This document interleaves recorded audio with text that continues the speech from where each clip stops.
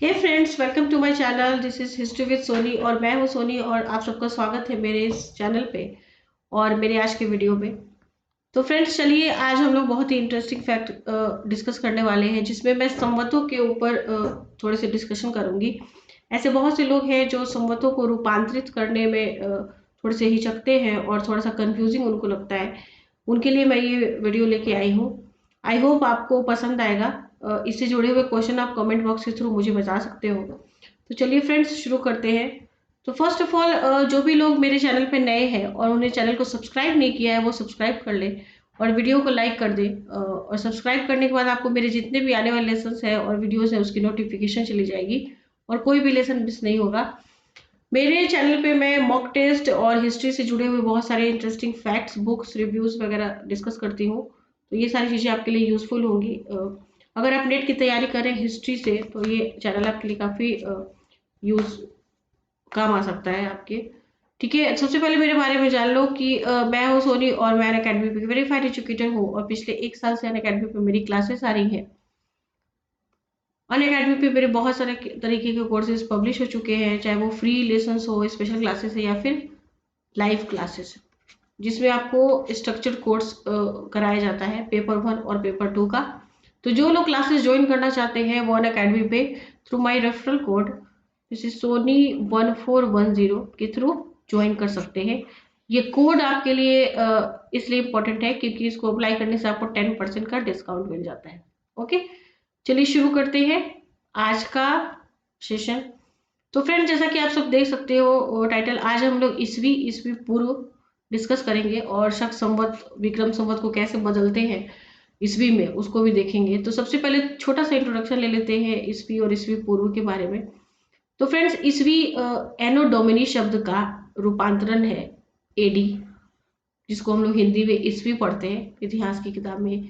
ईसवी शब्द एनो डोमिनी कहलाता है। इसका मतलब है कि ईसा मसीह की कल्पित जन्म तिथि से आरंभ जो तिथि है वो ईसवी कहलाती है, एनो डोमिनी।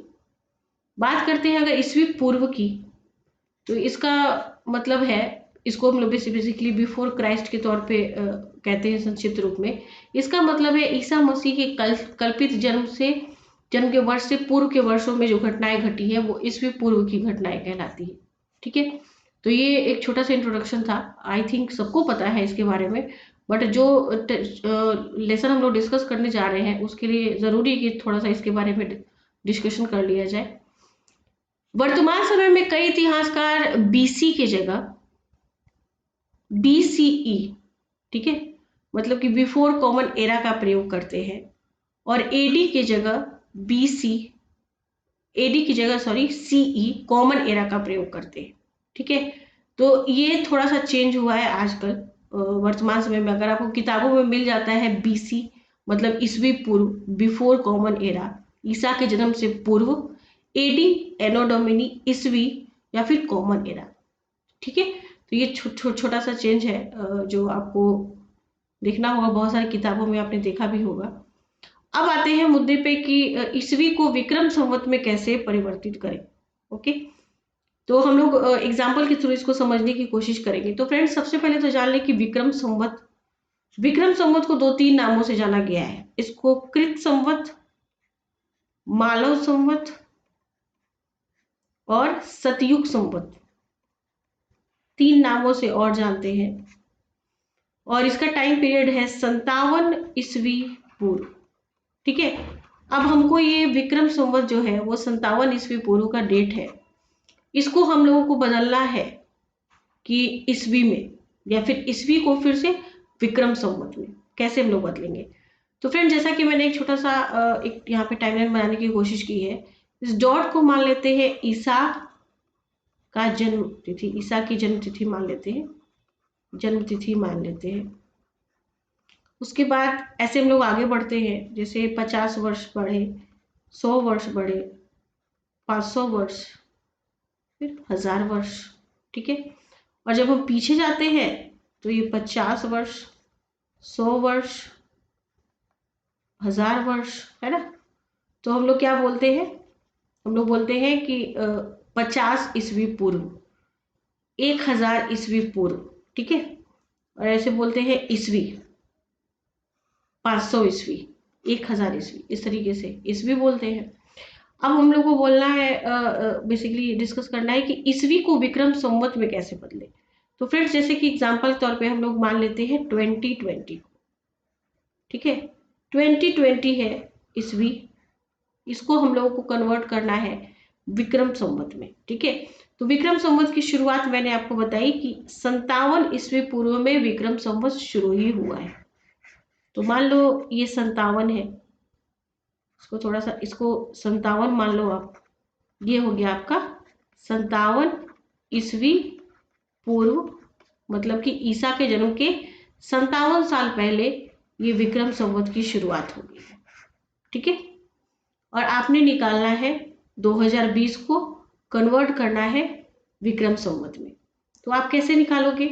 तो आप क्या करोगे कि ईस्वी से ये जो तिथि है 2020 की, उसमें आप 57 साल और ऐड कर दोगे, क्योंकि हमारे पास इतना टाइम पता है 2020 ईस्वी, और इतना टाइम और इसमें ऐड करना है, क्योंकि 57 वर्ष पहले ही विक्रम संवत की शुरुआत हो गई थी, ठीक है।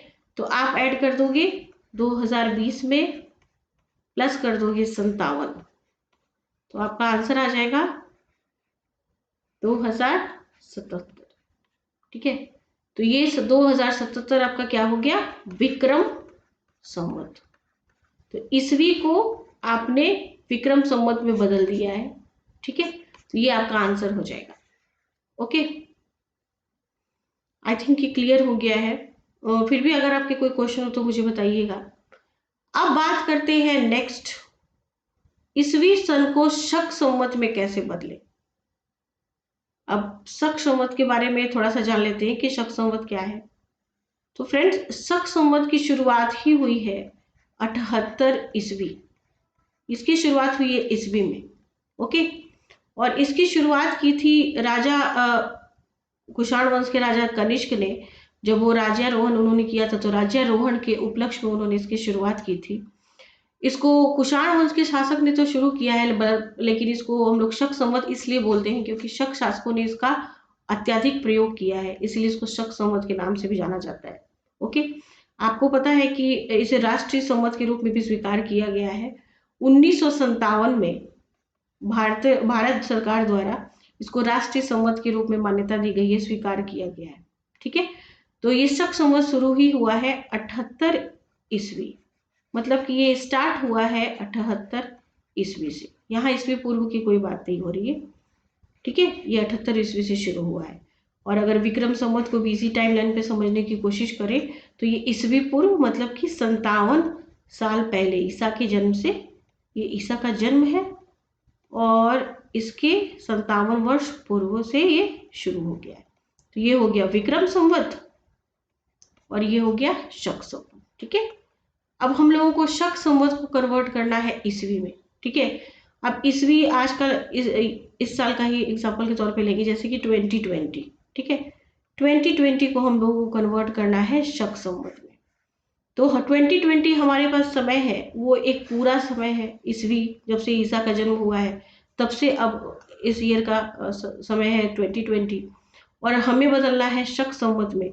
तो शक संवत की शुरुआत ही हुई है 78 ईस्वी में। तो हम क्या करेंगे, इस पूरे टाइम पीरियड में से 78 साल को घटा देंगे, माइनस कर देंगे। जैसे कि 2020 में हमने 78 साल निकाल दिए, तो हमारे पास कितना बच गया? 1942, ठीक है। 1942 हमारे पास बच जाता है। तो ये हो जाता है हमारा शक संवत।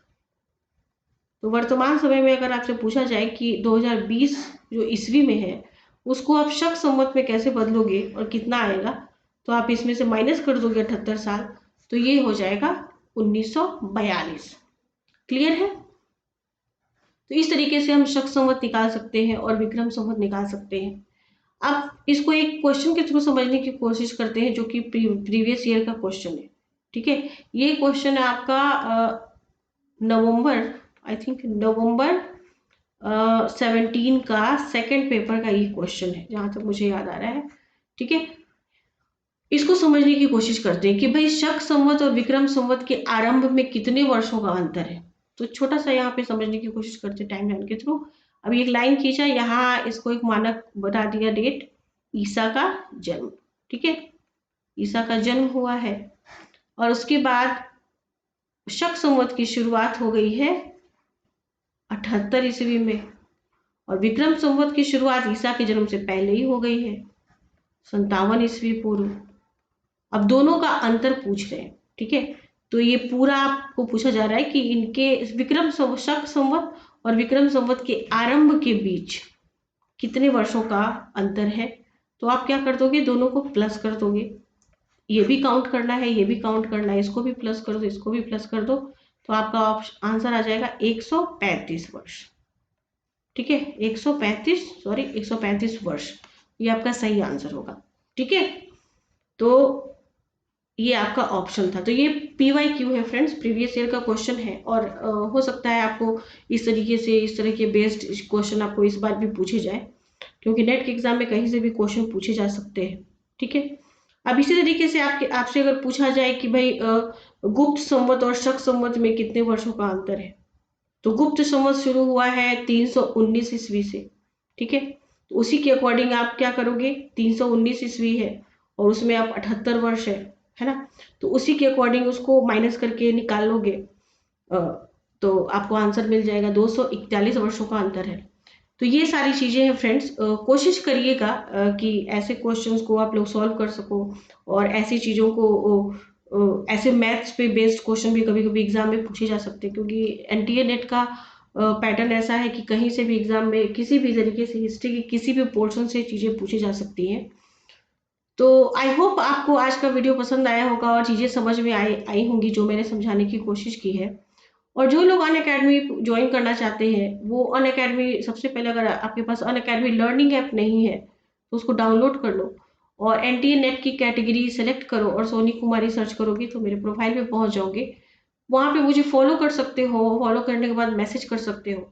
और अगर अनअकैडमी सब्सक्रिप्शन लेना चाहते हैं तो ये रेफरल कोड के थ्रू ज्वाइन कर सकते हैं। ओके फ्रेंड्स, तो आज के लेसन में इतना ही है, मिलते हैं नेक्स्ट सेशन में।